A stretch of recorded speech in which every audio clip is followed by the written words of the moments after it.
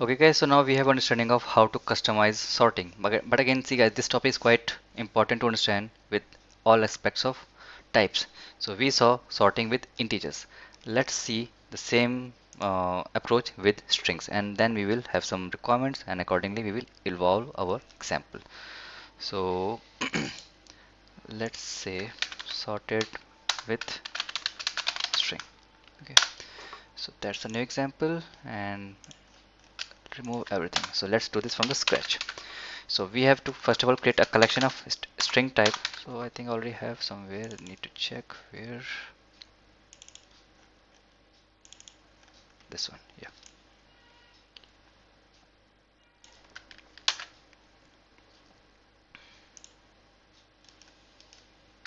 Okay, so now I have a string of thing, and let me do one thing. Okay, let's do this first of all, then we will write our requirements. So I have a strings, and requirement is sort them out. So okay, so we can say strings dot stream dot sorted. Let's do this in natural order first, and collect them collectors dot to list of string and sorted string. Then what? Let's print it. So that's a sorted string, and before that I just want to print the normal strings. The way we have entered, we should get in the same sequence. So string and then sorted string, and semicolon missed. Done. Let's run this code, and this is default, and we are getting the same way. But if I want to reverse the operation, so we can use comparator, right? And even we can write some concise code. No need to write comparator reference, then do some operation on it. So let's do this thing: string dot stream dot sorted, and this time we will use this comparator, right? So we will use this comparator, and just thinking, okay, comparator, and here what we'll do, we will have to write some implementation. So first of all, we have to type two types like I1. It's going to be S1 this time because they're strings, so just using same reference S1 and S2. Then arrow and S1 dot compare to S2, and that's it.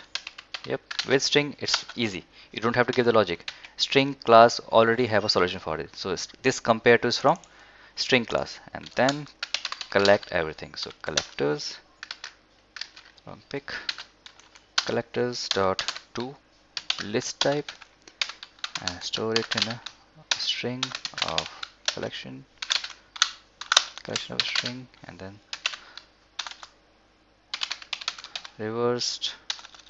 We have to reverse it. If we won't get reverse from here, reverse string list. If I print this, you will see it's giving me something like above. So reverse string list printed, and let's create a separator so we can see from where it's coming. Okay, executed the code and same sequence, right? So what do you have to do? Just put different references here. So S2 will compare S1.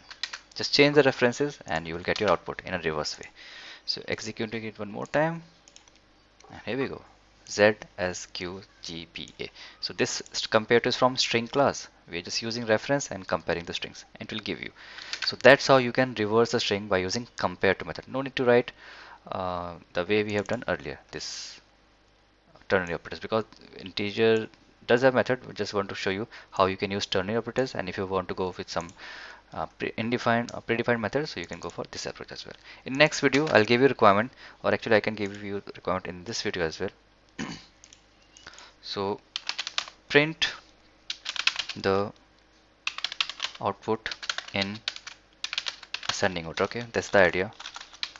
Ascending order with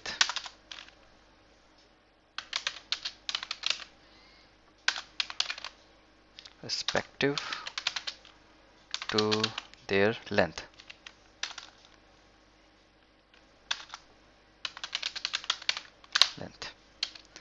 and if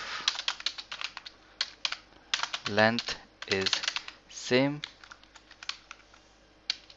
then compare on the basis of alphabets. Okay, that's the idea. So first of all, print output in ascending order with respect to their values, their length, and if length is same, then compare on the basis of alphabets.